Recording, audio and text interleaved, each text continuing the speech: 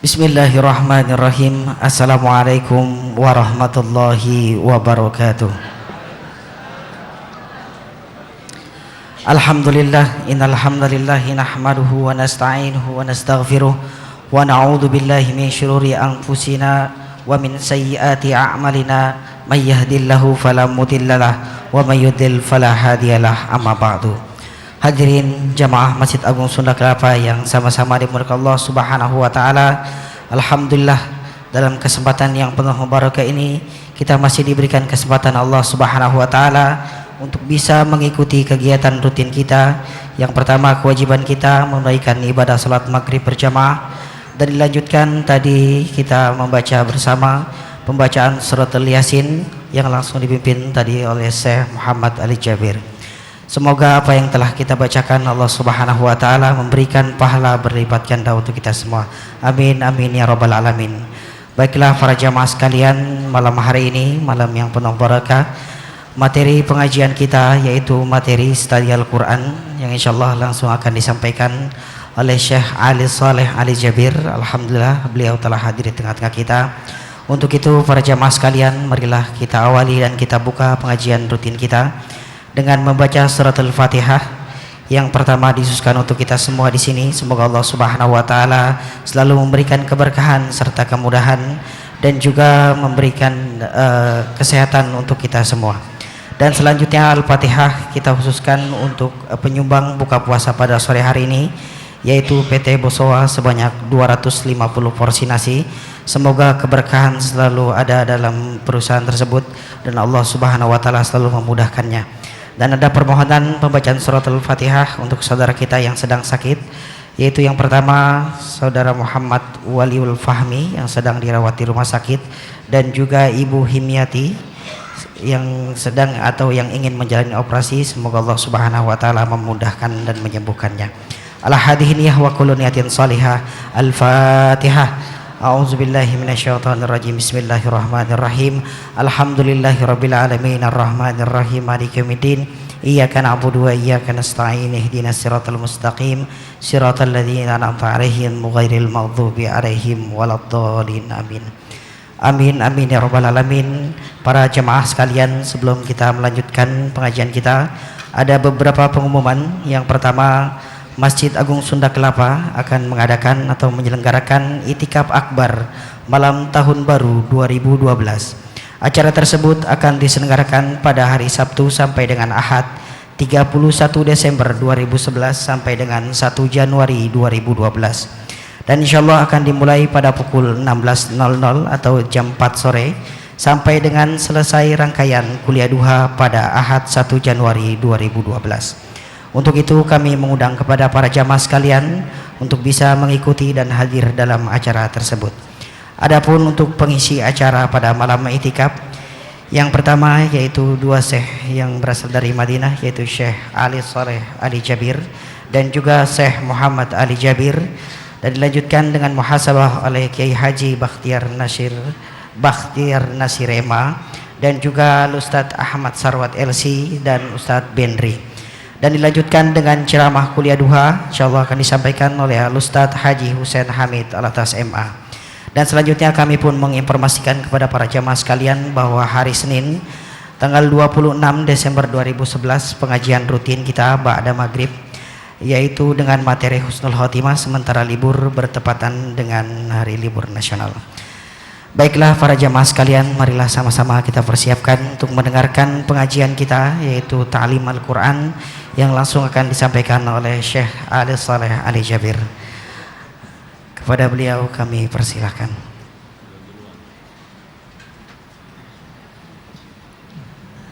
Bismillahirrahmanirrahim. Assalamualaikum warahmatullahi wabarakatuh.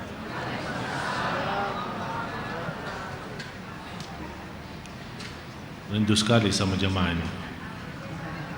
Sama-sama rindu ya? Samarinda? Sama rindu atau Samarinda?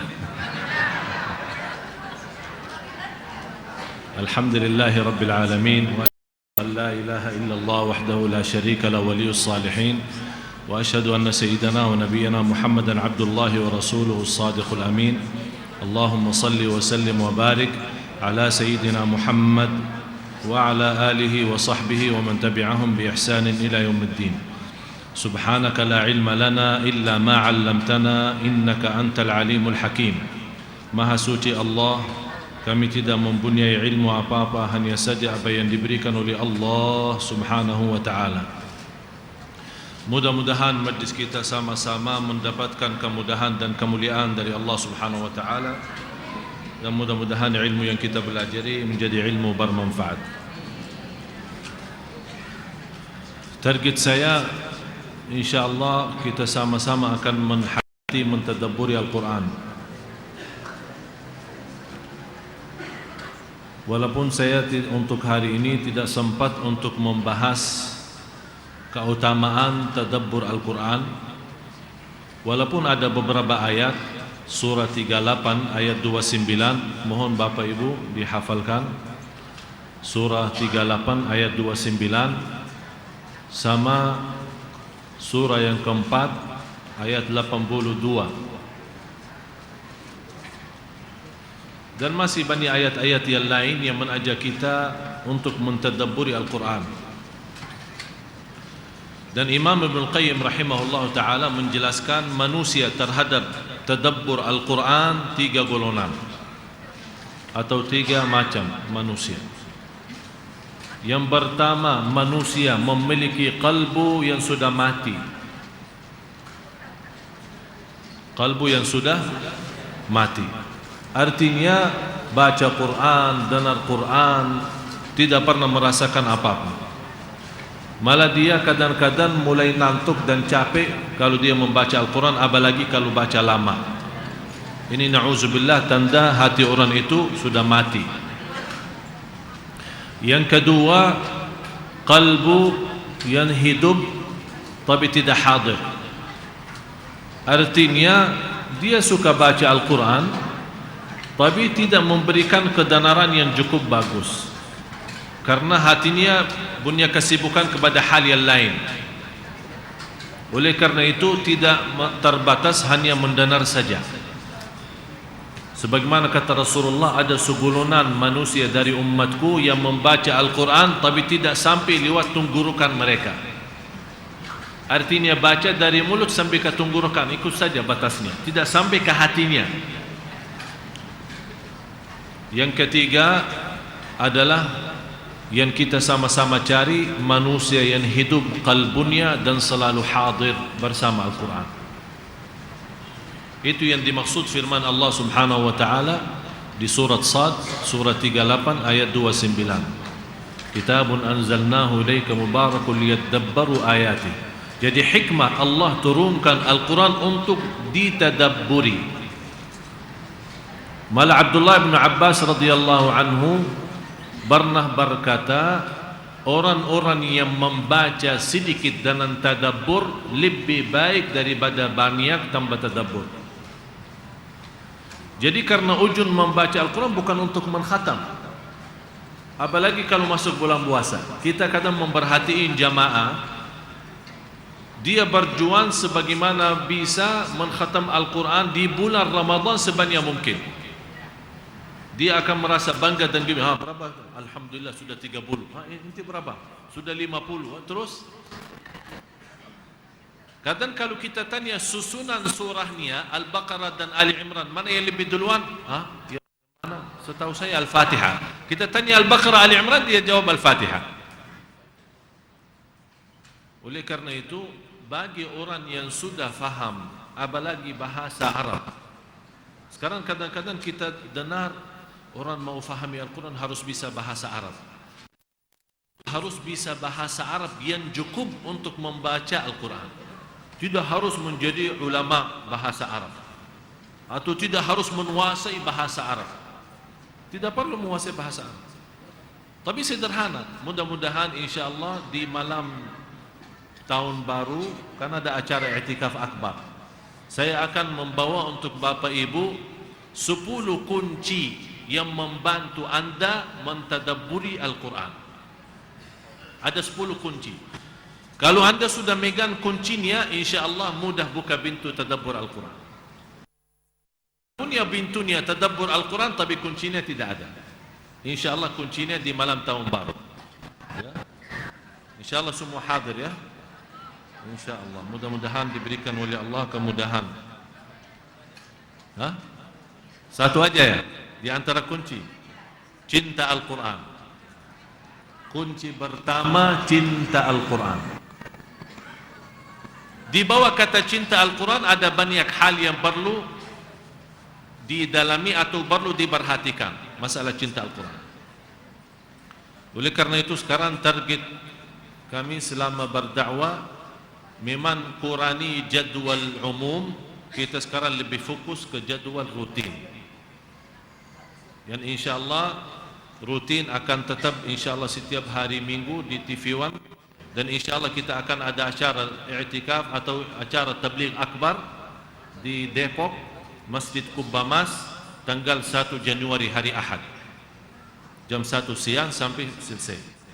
InsyaAllah dihadiri oleh Bania Jamaah. Benceramah saja 12. Benceramah di hari itu 12 orang. Mudah-mudahan Bapak Ibu mampu menghadiri acara hari Ahad tanggal 1 Januari. Jadi insyaAllah malamnya di Sunda Kelapa, siangnya di Depok. Kalau mau boleh rame-rame dari sini, kita minta tolong nanti patwal diawalin, dikawal sampai ke sana ya. Dan insyaAllah rutin juga Sirah Nabawiyah di Darut Tauhid Bandung setiap bulan sekali. Kemudian mempelajari tandan fikih wanita di Masjid Al-Latif Blok M yang di Pasar di lantai 5. Kemudian insyaAllah ke depan belum ada kepastian jadwal rutin di At-Tin, dan Musalla Ar-Rahmah sudah dapat setujuan. Musalla Ar-Rahmah Tanah Abang insyaAllah mulai hari Selasa yang kedua juga rutin. Masih Sunda Kelapa belum ada info. Saya kepingin jadi kembali rutin kayak dulu di Sunda Kelapa. Mudah-mudahan Allah mengizinkan. Kalau kita dapat kemudahan kembali lagi menjadi rutin di sini, insyaAllah saya akan khusus menjadi bahasan kita selama di sini, khusus mengenai Al-Quran. Jadi mulai dari Al-Fatihah, saya bukan membahas tafsir. Cuman saya dari insyaAllah Bapak Ibu kalau sudah fahami kunci-kunci tadabbur Al-Quran yang 10 kunci itu, kalau anda sudah fahami itu, insyaAllah walaupun belum bisa bahasa Arab, insyaAllah begitu anda baca Al-Quran akan tersentuh hatinya. Itu yang saya harapkan. Bagaimana saat kita membaca atau mendengar kalamullah bisa tersentuh, bisa merasa nikmatnya Al-Quran. Itulah kuncinya, khusus kunci pertama, bagaimana cara kita bisa mencintai Al-Quran. Memang kunci pertama tadabbur Al-Quran, cinta Al-Quran. Tapi bagaimana kita cinta, ini bahasan kita insyaAllah malam tahun baru. Saya milih untuk sementara waktu 3 ayat yang terakhir suratul Baqarah, biar Bapak Ibu mengerti sedikit cara dan sistem yang kita akan bawa sampai insyaAllah selesai 30 juz. Kalau tafsir Al-Quran bisa bertahun-tahun belum tentu selesai. Tapi kalau dengan cara yang kita bawa insyaAllah untuk Bapak Ibu, insyaAllah tidak sampai 4 bulan sudah kita selesai 30 juz. Berarti habis itu anda baca, insyaAllah akan menikmati bacaan Al-Quran. Memang kita harap umat Al-Quran, umat Nabi Muhammad sallallahu alaihi wasallam bagaimana kembali kepada Al-Quran. Ayat yang pertama yang diturunkan oleh Nabi Muhammad kepada Nabi Muhammad SAW adalah Iqra bismi rabbikal ladzi khalaq. Bacalah. Dan kita melihat di antara jamaah yang dulu barangkali rutin, rajin baca, tapi sekarang banyak perubahan karena mungkin kesibukan duniawi, godaan hawa nafsu dan syaitan membuat kita agak mengurangi bacaan. Bagaimana agar kita kembali seperti awal, lebih baik lagi menjadi rutin. Yang saya harap bukan hanya membaca dan mengkhatam, walaupun membaca satu ayat, yang penting jangan lewat satu hari belum anda buka Al-Quran. Saya selalu sampaikan kepada jemaah. Dan di tempat ini sudah saya pernah memberikan materi mudah untuk khatam Al-Quran dalam 1 bulan. Masih ingat kan? Mudah-mudahan diamalkan. Diingat tapi diamalkan, wallahu a'lam. Jadi kita sudah susunkan jadwal sebuah cara mudah untuk Bapak Ibu khatam Al-Quran dalam setiap bulan 1 kali. 30 juz, bukan juz 30. Jadi subhanallah, semudahnya luar biasa. Kita bagikan waktu itu dalam salat. Karena Quran Madinah itu yang dicetak di Madinah setiap juz 20 halaman. Kalau setiap salat Anda baca 4 halaman, artinya 2 lembar, dalam habis salat Isya itu ada sudah khatam 1 juz. Karena 4 halaman setiap salat kali 5 waktu 20 halaman, berarti 1 juz. Kalau istiqamah, insyaallah dalam akhir bulan tanggal 30 sudah Anda khatam 30 juz. Dalam 1 tahun 12 kali. Dan seterusnya. Coba bayangkan berapa juta kebaikan kita dapat dari 1 huruf saja. Bisa 10 kebaikan, malah bisa 700 kebaikan. Allah Maha Mulia, Allah Maha Agung. Kalau Anda merasa 4 halaman terlalu berat, pakai cara yang lebih mudah lagi. Sebelum salat Anda begitu datang ke masjid, sebelum salat baca 2 halaman, sesudah salat baca 2 halaman. Yang suka salat malam, saya selalu sampaikan tidak menjadi masalah dan tidak apa-apa kalau orang sambil salat malam memegang Al-Quran, dan boleh pindahin halamannya. Itu tidak termasuk gerakan yang membatal salat, karena itu gerakannya ada kemaslahatan dalam salat. Yang dimaksud gerakan yang membatalkan salat yang tidak ada hubungan dengan salat, orang lihat jam, BBM, SMS, itu yang namanya gerakan. 3 kali batal salat. Tapi kalau dalam salat kita misal, walaupun belum hafal Quran, kita salat malam, ada yang suka salat malam 10 rakaat, ada yang suka banyak, ada yang lebih, ada yang kurang. Kita bisa pasang Al-Quran. Kalau kita masih mampu melihat Quran kecil, bawa Quran kecil. Kalau belum mampu, bawa Al-Quran yang besar, yang bisa ditaruh di tempat yang agak tinggi, ya, biar sambil kita salat bisa baca. Kalau Anda ragu masalah pindahin halamannya dalam salat, ya udah, tidak apa-apa. Setiap rakaat 1 halaman.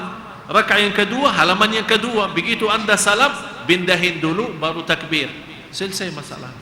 Kalau ada keraguan masalah pindahin halamannya dalam salat.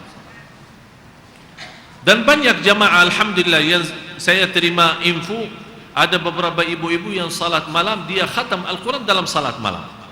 Malah ada di antara jamaah yang Masya Allah dalam 1 malam dia mampu mengkhatam 3 juz salat malam. Ini dalam salat, bukan di luar salat. Itu yang bagaimana cara kita semua, Bapak Ibu yang dimuliakan Allah, kita semua kembali mengagungkan Al-Quran kembali. Sebuah kehinaan dan musibah yang dihadapi oleh umat Nabi Muhammad sallallahu alaihi wasallam karena umat ini menjauhkan diri dari Al-Quran. Sayang sekali kalau ummatul Quran mengenal Al-Quran pas ada orang meninggal. Sayang sekali kalau ummatul Quran yang diberikan oleh Allah sebuah mukjizat. Tidak ada ummah yang terdahulu mampu menghafal kitabnya, Injil atau Taurat, Zabur atau Suhufi Ibrahim wa Musa atau yang lain, kecuali umat Nabi Muhammad mampu hafal Al-Quran. Nabi pun, para nabi-nabi yang dulu belum tentu hafal kitab wahyu yang diturunkan. Setiap turun wahyu dia sampaikan ke kaumnya. Kalau tidak ada sebuah tulisan untuk menimpan wahyu itu, bisa hilang dari kepala mereka atau fikiran mereka. Tapi kalau umat Nabi Muhammad diberikan keutamaan, malah ada yang 1 kali baca hafal. Orang buta huruf Bapak Ibu mampu hafal. Bukan hanya orang buta huruf mampu hafal. Ini salah satu mukjizat. Coba bayangkan di dunia ini siapa yang mampu hafal Injil atau Taurat. Yang saya bicara Injil Taurat yang asli, apalagi yang sekarang yang sudah dipalsukan bermacam-macam. Setiap satu percetakan beda tulisan. Seperti ada orang masuk Islam, orang Nasara. Bagaimana dia masuk Islam? Tertarik. Dia membawa Al-Quran, 15 bercetakan Al-Quran dari beberapa bermacam negara, dari negeri Arab, dari Indonesia, dari Malaysia, dari sana sini. Dia kumpulkan bercetakan 15 dari Pakistan, dari Mesir. Terus dia ambil bercetakan Injil dari bermacam negara, 15 juga. Terus dia megang satu ayat. Dia melihat dalam 15 bercetakan Al-Quran, ada Quran lama, ada Quran baru. Ada yang Quran malah umurnya sudah 100 tahun. Dia bandingkan 15 bercetakan. Terus di Injil juga sama. Di Al-Injil setiap bercetakan itu bukan hanya bercetakannya, setiap halamannya ada berubah. Azan ya. Azan dulu.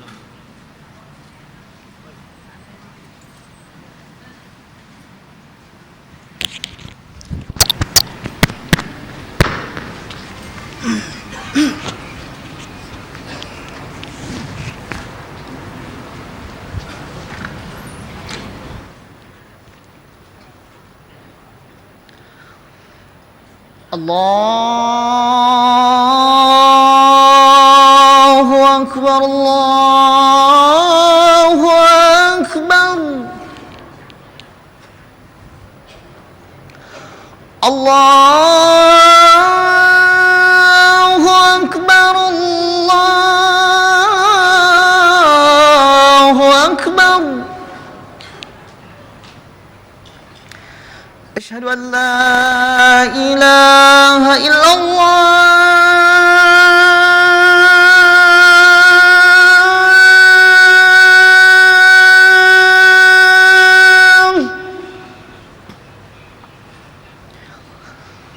Asyhadu an la ilaha illallah.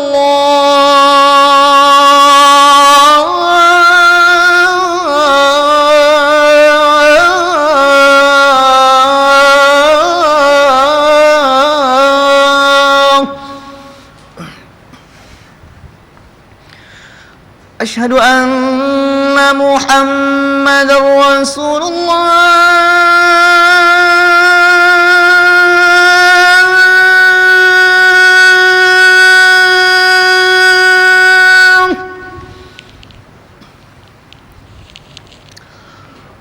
Asyhadu anna Muhammadar Rasulullah.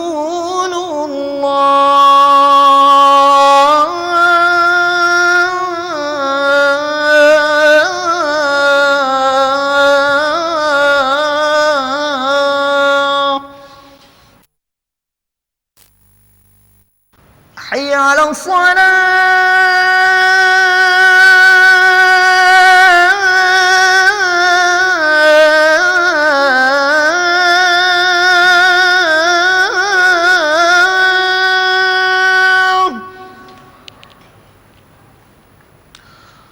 Hayya 'alas salah.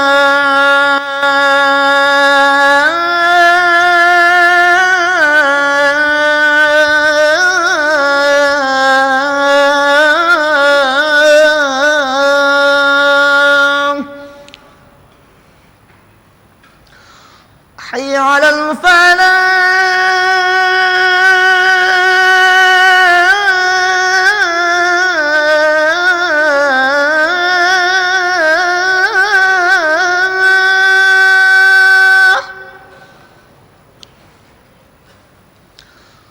Hayya 'alal falah.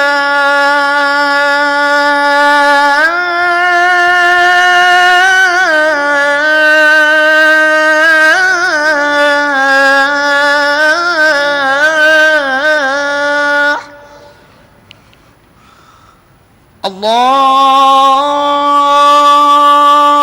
Akbar, Allahu Akbar.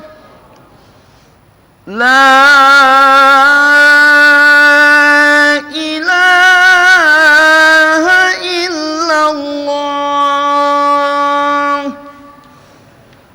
La ilaha illallah Muhammadur Rasulullah sallallahu alaihi wasallam.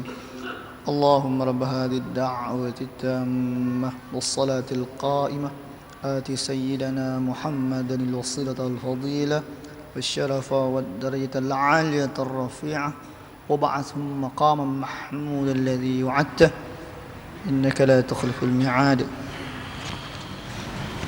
آمين يا رب العالمين.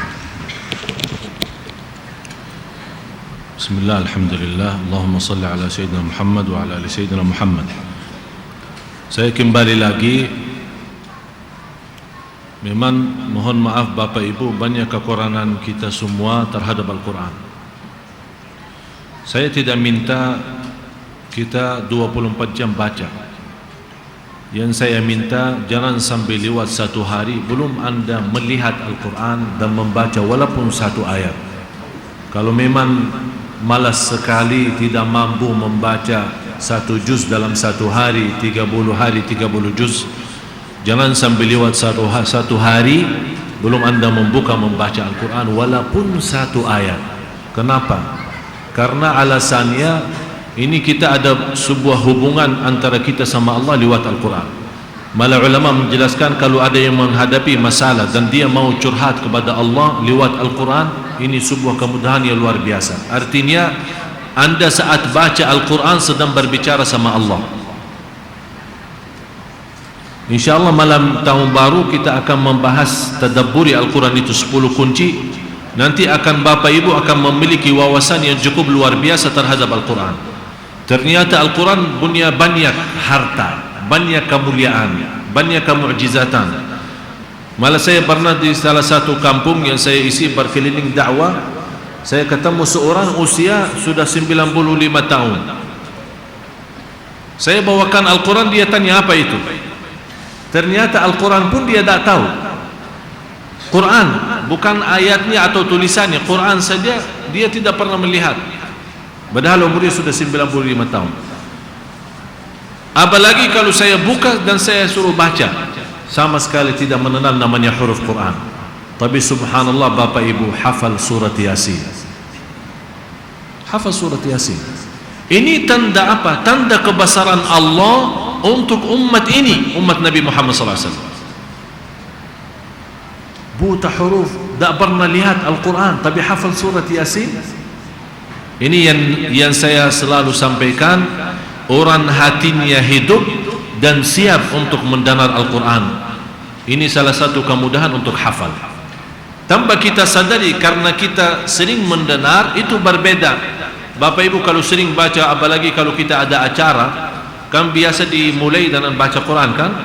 Terus yang membawa acara itu disampaikan, wa idza quri'al Qur'anu fastami'u lahu wa ansitu la'allakum turhamun. Ada dua hal di sini. Istami'u wa ansitu. Ada Allah menyuruh kita mendengar. Bisa keluarin artinya belum?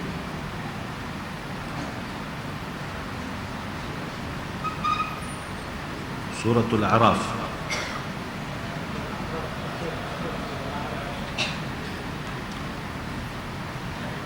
(205).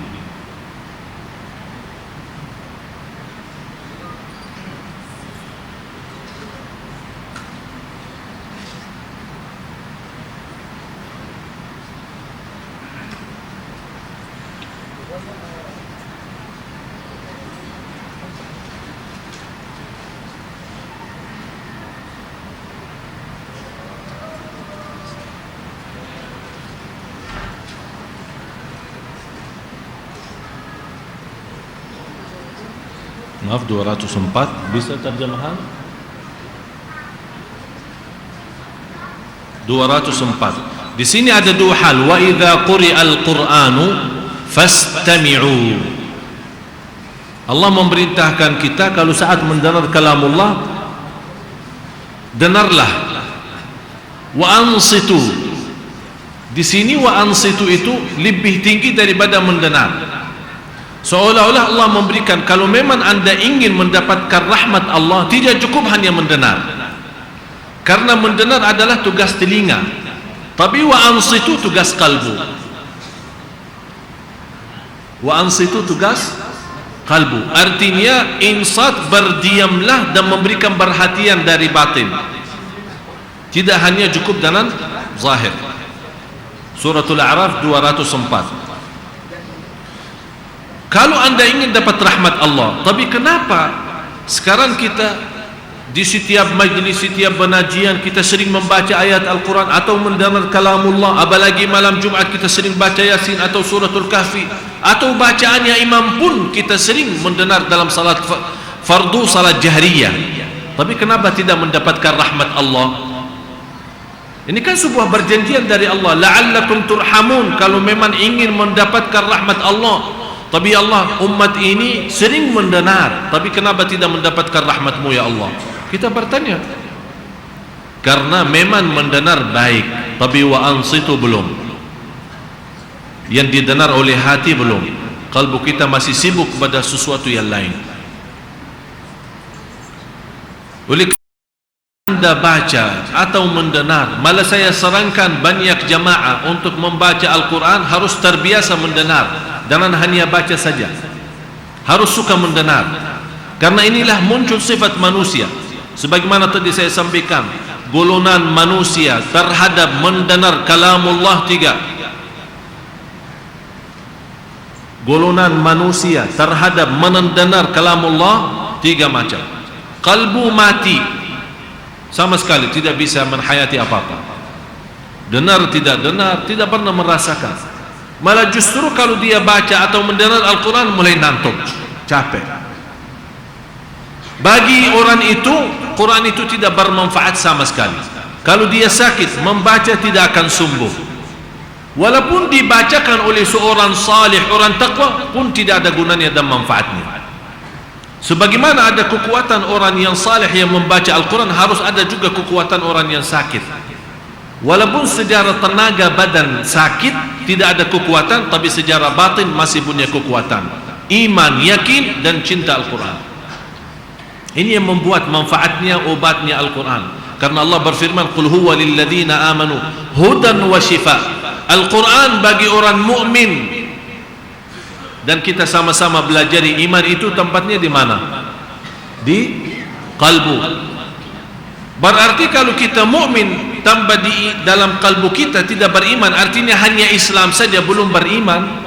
Sebagaimana Allah menolak kata-kata orang Badui di zaman Rasul, langsung datang kepada Rasul, ya Rasulullah kami beriman. Allah turunkan ayat, bukan kalian beriman, baru Islam, belum beriman.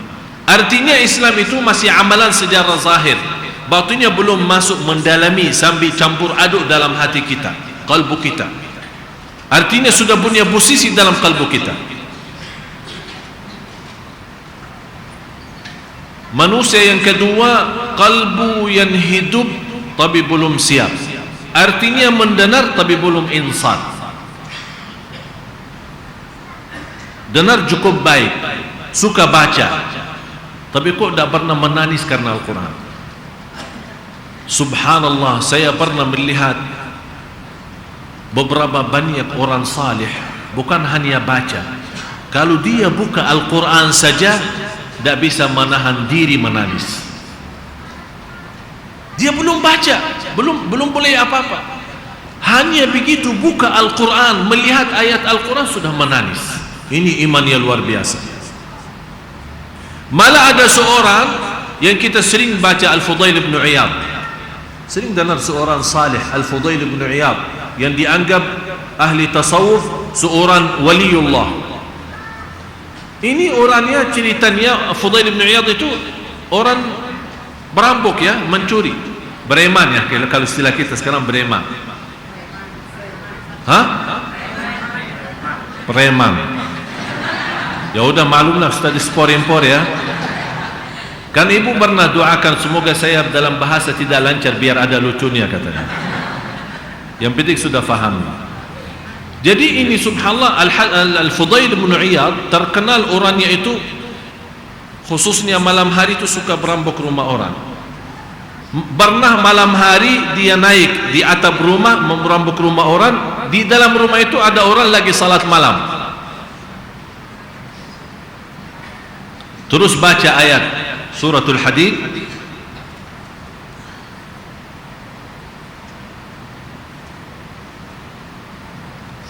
Alam ya'ni lil ladzina amanu an takhsha'a qulubuhum li dzikrillah wa ma nazala minal haqq.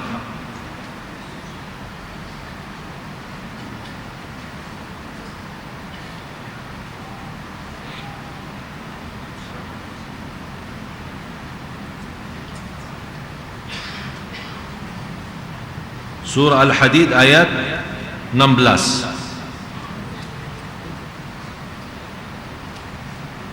Ayat 16 surah 57. Tolong dituliskan surah 57 ayat 16. Ini orang yang preman ya, orang yang perampok yang sudah tidak tahu namanya Allah, tidak tahu namanya Islam atau iman. Dia mencari rizkinya saja jelas haram, menambil harta orang malam-malam hari dari rumahnya mereka. Satu ayat saja merubah menjadi waliullah. Coba perampok itu yang namanya orang penjahat, satu ayat saja jadi waliullah.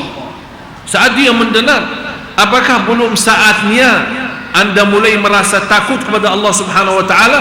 Di saat itu dia tidak jadi perampok, malah taubat. Dia langsung berkata, sudah saatnya, sudahlah saatnya, sudahlah saatnya.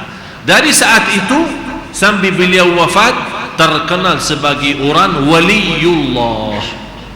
Bapak Ibu jangan berfikir kalau orang mendengar kata waliullah berarti lahir dari hari kelahirannya sudah waliullah. Tidak. Dan selalu saya sampaikan, rubba ma'siyatin adkhalatil jannah wa rubba ta'atin adkhalatil nar. Barangkali satu maksiat membawa kita ke surga dan bisa jadi taat membawa kita ke neraka. Kok bisa begitu? Yang kita sama-sama tahu orang taat masuk surga, orang bermaksiat masuk, tapi ini terbalik. Ini terbalik. Maksiat masuk surga. Bukan berarti Bapak Ibu saya ajak sekarang apalagi tahun baru kita sama-sama maksiat biar masuk surga. Bukan begitu. Tapi maksiat menantar ke surga. Orang itu seperti ini, Fudail bin Iyad, yang dari gara-gara satu maksiat atau gara-gara dosa diingatkan kepada Allah dengan ayat, satu ayat saja. Apalagi kalau beliau hayati 30 juz, satu ayat saja rubah hidupnya. Akibah dosa dan maksiat mensadarkan kalbunya, taubat kepada Allah, rubah sistem hidupnya, akibahnya masuk surga. Orang-orang yang taat masuk neraka yang merasa bangga, alhamdulillah saya puasa Isnin Kamis lebih baik daripada yang lain, saya silaturrahim. Banyak orang keluarga saya sendiri tidak pernah silaturrahim. Ya, yang penting kita jaga baik saja. Lama-lama dia berbicara seperti ini, ujub, bangga diri, seolah-olah dia yang terbaik di antara seluruh manusia. Dari kata-kata, walaupun perbuatannya baik luar biasa, tapi kata-kata itu Allah menghapuskan segala amal kebaikannya. Nauzubillah. Oleh karena itu, selalu dalam hal dunia Anda merasa yang lebih kaya. Jangan lihat orang kaya, lihat orang yang miskin agar merasa nikmat. Kalau dalam hal dunia, jangan lihat orang yang di atas, lihat yang di bawah. Agar apa? Alhamdulillah. Lihat yang sakit, alhamdulillah saya sehat. Lihat yang susah, alhamdulillah saya susah tapi masih bisa makan. Ada orang susah, tidak bisa makan, tidur di jalan, alhamdulillah saya masih punya tempat tidur. Tapi jangan merasa sudah punya segalanya. Ya Allah, rumahnya ini gede, besar, ya Allah, kenapa Allah tidak kasih saya padahal saya selalu di masjid? Ini yang membuat kita tidak merasa nikmat, padahal kita yang punya cukup besar nikmatnya. Tapi dalam mata kita, karena kita tidak merasa nikmat itu, akhirnya nikmat yang diberikan oleh Allah merasa sangat kecil. Lama-lama tanpa kita sadar merasa Allah tidak adil. Kalau sudah muncul perasaan itu berarti kita sudah kufur kepada Allah. Siapa yang berani bilang Allah tidak adil? Tapi kalau dalam hal iman dan takwa, selalu kita melihat yang lebih baik. Kalau kita sudah merasa mantap, Masya Allah, Salat malam, Isnin, Kamis, sedekahnya setiap hari tak pernah lepas dari masjid Quran, ya Masya Allah. Lidahnya tidak pernah lepas dari zikirnya. Tapi kalau dia ingat, ya Allah, ampunilah masih banyak kekurangan, ternyata ada yang lebih baik jauh daripada saya. Ini iman naik terus. Tapi begitu muncul perasaan, kenal ibu ini? Kenal. Dia tidak pernah puasa Senin Kamis. Kok kita muhasabah orang? Yang hisab orang Allah, bukan kita. Orang mau puasa dan mau puasa urusannya dia, bukan urusan kita. Yang penting kita jaga baik-baik amal salih dan kita mohon kepada Allah, ya Allah terimalah apa adanya. Seandainya Allah masih ada kekurangan, mohon maafkan. Ini inti ayat terakhir suratul Baqarah. Juga saat Allah turunkan lillahi ma fis samawati wa ma fil ard wa in tubdu ma fi anfusikum aw tukhfuhu yuhasibkum bihillah. Juga bayangkan Bapak Ibu ayat ini bagi kita, bukan bagi kita saja, bagi Rasul dan sahabat amat berat. Juga bayangkan si titik-titik yang ada di dalam hati akan dihisab oleh Allah. Siapa yang mampu? Jadi kalau ada sesuatu, namanya manusia. Sekarang Bapak Ibu mendengar ceramah saya, ada yang memberikan mukanya, memberikan perhatian ke saya, tapi masing-masing dalam hatinya beda berbicaraannya. Betul enggak? Ada yang namanya bisikan-bisikan kalbu, ya, boleh istilah ini, ya. Ada bisikan kalbu. Ayat ini lillahi ma fis samawati yang sering kita semua baca, habis kadang habis salat, apalagi habis subuh kita suka baca, zikir pagi, zikir sore kita suka baca, sambil jamaah banyak yang sudah hafal, tapi tidak menhayati arti ayat-ayat itu. Dalam ayat ini bisikan kalbu akan dihisab oleh Allah. Hati-hati. Jadi kalau kita lihat teman kita, tapi dalam hati kita benci orang ini,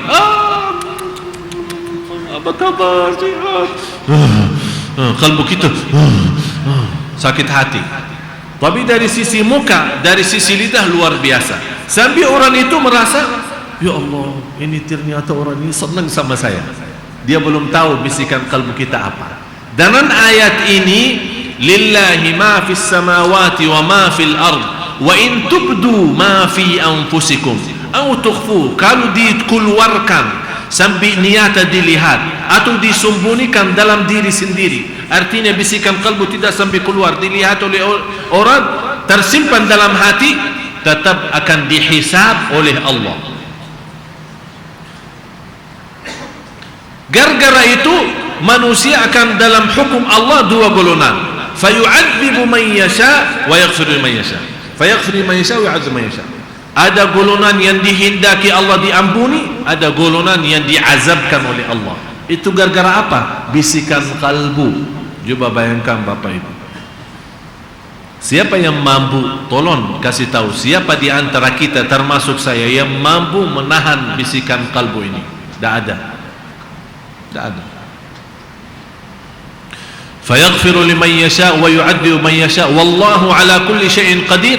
Hikmahnya Allah khatam ayat ini dengan qadir, Allah maha mampu atas segala sesuatu. Artinya sampai bisikan kalbu Allah masih menguasai itu. Artinya jangan merasa Allah mampu menguasai lahir saja, batin pun Allah maha melihat dan maha mendengar. Datang sahabat Rasulullah, ini hadis diriwayatkan Imam Muslim, karena salah satu ayat yang untuk mentadabburi Al-Quran, fahami sabab nuzul, cerita-cerita turunnya ayat. Habis turun ayat itu, sahabat, karena mereka sahabat ahli Arab, bahasa Arab, mengerti. Tanpa dikasih penjelasan, begitu turun ayat, kaget sahabat. Langsung datang, ya Rasulullah, berat ya Rasulullah. Ini sahabat menadu, apalagi kita. Ya Rasulullah, berat ayat ini bagi kita, siapa yang mampu amalkan? Ya Rasulullah, tolong jadikan jalan keluar. Ya Rasulullah, minta diringankan oleh Allah. Ya Rasulullah. Rasulullah diam, tidak kasih menjawab, tidak ada jawab. Sampai Rasulullah melihat kondisi sahabatnya mensedihkan, sampai Rasulullah SAW mulai menangis. Rasulullah SAW hanya jawab satu, Katakanlah wahai sahabatku, sami'na wa ata'na, sami'na wa ata'na, sami'na wa ata'na. Rasulullah sendiri berkali-kali mengulang sami'na wa ata'na, sambil sahabat sendiri basrah kepada Allah, kemudian mengucapkan sami'na wa ata'na. Turun ayat selanjutnya. Cuba, Masya Allah, Quran ini luar biasa. Kalau kita baca, seolah-olah Allah memberikan tayangan, ya, tahu tayangan filmnya, ya, film atau sesuatu peristiwa yang terjadi saat turun lillahi ma fis samawat antara Rasul dan sahabat. Ayat ini menjelaskan seolah kita lagi nonton YouTube, seolah ada gambaran, ya Allah, Rasul, sahabat ini lagi ada masalah besar antara mereka.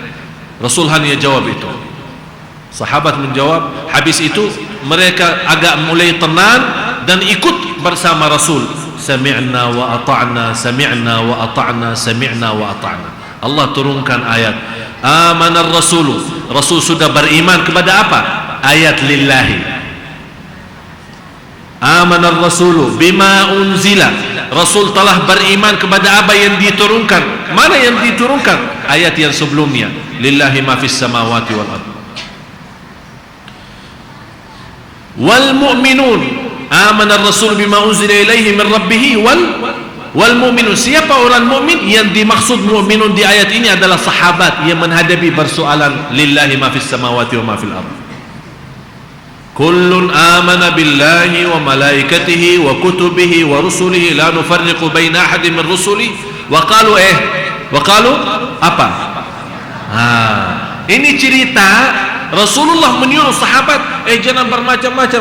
Artinya jangan berani lawan Allah, jangan berani melanggar ayat-ayat Allah. Sami'na wa ata'na. Jangan seperti ummah yang terdahulu, sami'na wa asaina. Ummah yang terdahulu, Nabi Musa mengajar beriman, dia sudah mendengar sami'na tapi maksiat, tolak. Tapi kita tidak, kita beda orang mukmin. Umat Nabi Muhammad selalu sami'na wa ata'na. Bukan hanya siap mendengar dan siap bertaat, artinya siap melaksanakan apa yang didengar oleh Allah dan Rasulnya, yang dari Allah dan Rasulnya sallallahu alaihi wasallam. Sami'na wa ata'na. Habis sami'na wa ata'na apa? Ghufranaka. Apa itu ghufranaka? Minta apa? Minta ampunan, kan? Kenapa mereka minta ampunan? Karena pertama turun lillahi ma fis samawat, sahabat belum terima, betul enggak? Sambil mereka menadu ke Rasul, betul enggak? Sambil merasa keberatan menghadapi ayat dan masalah bisikan kalbu.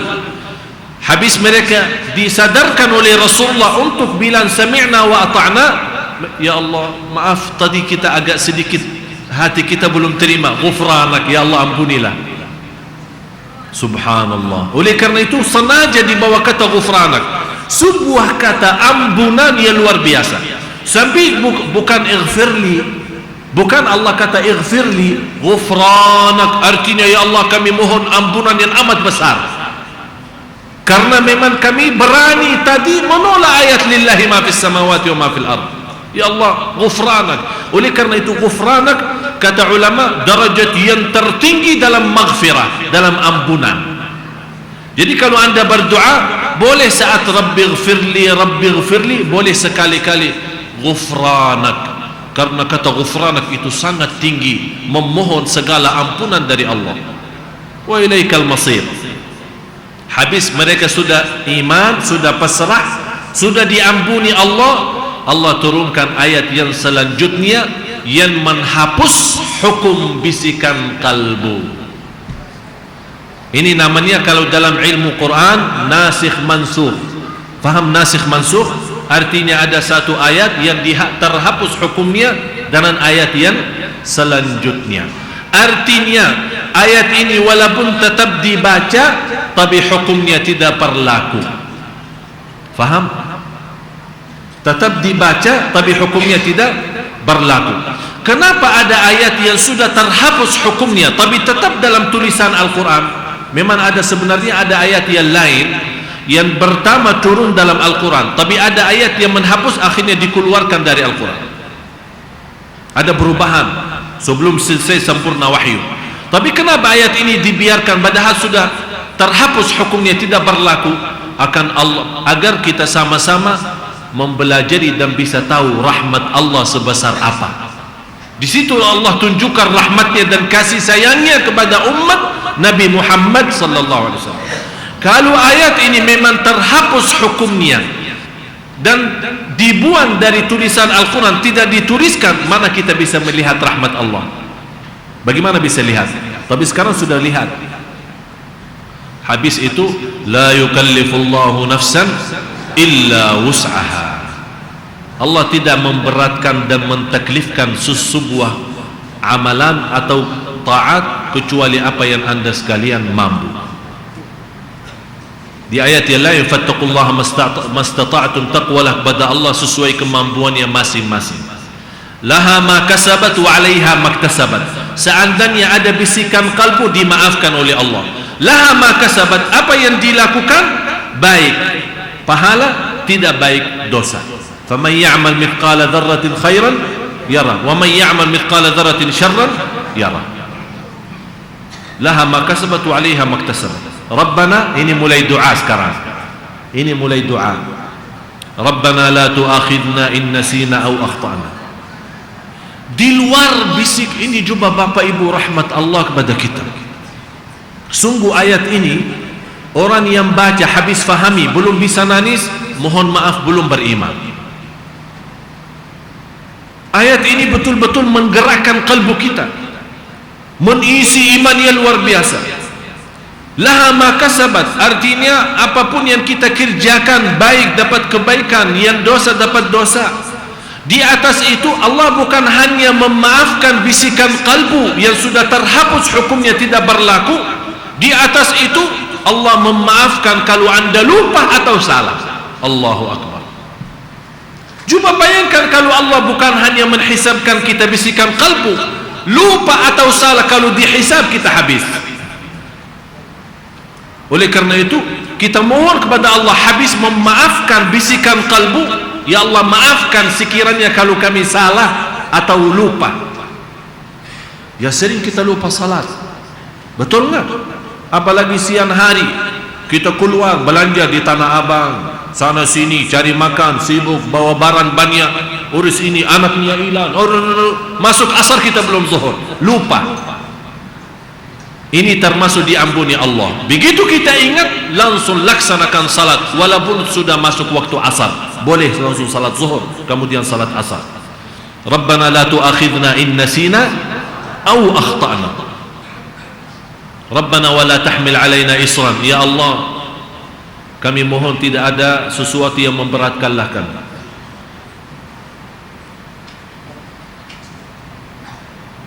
Kama hamaltu ala dunya, Rabbana wa la tuhammilna ma la taqata lana bihi wa'fu 'anna waghfir lana warhamna. Indahnya terakhir saya akhiri sampai jam 8. Bagi bahasa Indonesia sama bahasa Arab, agar saya tidak punya uzur lagi. Tidak ada alasan lagi untuk lebih dari jam 8 karena sudah bahasa Indonesia sama bahasa Arab. Masya Allah, pintar juga orangnya. Tinggal bahasa Inggris ya. Tapi saya akhiri itu di sini, di akhir ayat ini ada wa'fu anna waghfir lana warhamna. Kenapa? Bapak Ibu harus kita fahami, dalam Al-Quran tidak ada main-main. Tidak ada main-main. Afu dan maghfirah bedanya sangat jauh. Oleh karena itu disunnahkan doa yang sebanyak-banyak di malam Lailatul Qadar. Allahumma innaka afuwun tuhibbul afwa fa'fu anni. Afu itu lebih tinggi daripada maghfirah. Maghfirah ampunan. Afu diampuni Allah dan terhapus dari buku amal. Diampuni Allah, afu dimaafkan Allah dan terhapus dari buku amal. Kalau maghfirah diampuni Allah tapi tetap ditulis di buku amal. Bisa nanti di hari kiamat wallahu alam apakah diampuni atau disiksa atau dihukum nanti urusan lain. Tapi di buku amal ditunjukkan. Ya, sudah nanti lihat malam ini tanggal ini sudah berbuat macam-macam ini ya, ditunjukkan oleh Allah. Tapi kalau afu, kalau kita datang hari kiamat, bekas-bekas dosa kita sudah ada. Ini Masya Allah luar biasa. Oleh karena itu kita selalu minta afu. Tapi kenapa di sini walaupun bedanya tidak sangat jauh, walaupun dalam bahasa Al-Quran afu maghfirah intinya ampunan kan? Intinya ampunan. Tapi kenapa Allah bilang afu wa maghfirah dua-duanya? Wa'afu anna terkait dengan masalah bisikan kalbu. Karena memang bisikan kalbu sudah tidak dihukum oleh Allah, dan kalau ada malaikat yang menuliskan sesuatu, kita mohon dimaafkan oleh Allah dan bekas-bekasnya dihapuskan oleh Allah. Waghfir lana terkait dengan hal-hal yang kami tinggalkan, lupa atau salah. Ya Allah, sekiranya kalau kami pernah tinggalkan sesuatu senang lupa, atau kita berbuat sebuah kesalahan, ya Allah ampunilah. Warhamna ya Allah, untuk menjalankan taklif, untuk menjalankan taklif. La yukallifullahu nafsan. Taklif artinya perintah Allah dan Rasulnya. Ya Allah, untuk menjalankan taklif perintahmu dan Rasulmu, ya Allah kami membutuhkan rahmatmu agar kami bisa istiqamah menjalankan perintahmu. Luar biasa. Jadi afu diampuni oleh Allah, tidak ada sama sekali bekas-bekasnya di buku amal. Di maghfirah waghfir lana diampuni Allah subhanahu wa ta'ala, tapi masih ada bekasnya di buku amal. Warhamna, kita selalu mohon rahmat dari Allah agar tetap kita bisa memperjuangkan agama dan beribadah secara istiqamah. Karena tanpa rahmat dari Allah, memang kita semua tidak bisa berbuat apa-apa. Wa'afu anna waghfir lana warhamna. Oleh karena itu ayat ini saat turun dan sahabat Rasul dan sahabat membaca, Allah sendiri menjawab. Saat mereka membaca Rabbana la tu'akhidna in nasina aw akhtana, Allah jawab na'am. Allah jawab, udah saya kasih. Wala tahmil alaina isran kama hamaltahu ala alladhina min qablina, Allah jawab na'am, saya kasih. Wala tuhammilna ma la taqata lana bihi, na'am, saya kasih. Wa'fu anna waghfir lana warhamna, na'am, saya kasih. Oleh karena itu ayat ini khusus sama suratul Fatihah. Ulama menjelaskan kalau ada yang mau berbicara langsung sama Allah dan Allah jawab saat kita baca Al-Fatihah sama 3 ayat suratul Baqarah. Oleh karena itu disunnahkan kalau anda baca ada berhenti sebentar, seolah-olah Allah jawab juga. Kita baca Allah jawab. Termasuk suratul Fatihah, setiap ayat kita berhenti karena Allah lagi jawab kita. Alhamdulillahi Rabbil Alamin, Allah jawab. Hambaku telah memujiku. Ar-Rahman Ar-Rahim, Allah jawab. Hambaku telah mengagungkanku. Oleh karena itu disunnahkan sebagaimana kata Siti Aisyah, Rasulullah kalau baca Al-Fatihah setiap ayat berhenti. Termasuk akhir suratul Baqarah. Kalau anda baca Rabbana la tu'akhidna in nasina aw akhtana, Allah jawab, aku berikan. Rabbana wala tahmil alaina, dan seterusnya. Setiap ini hayati, rasakan nikmatnya Al-Quran. Inilah seperti ini. Seperti juga Rasulullah kalau setiap baca ayat seperti ini memohon, berhenti dan memohon kepada Allah, terutama salat malam.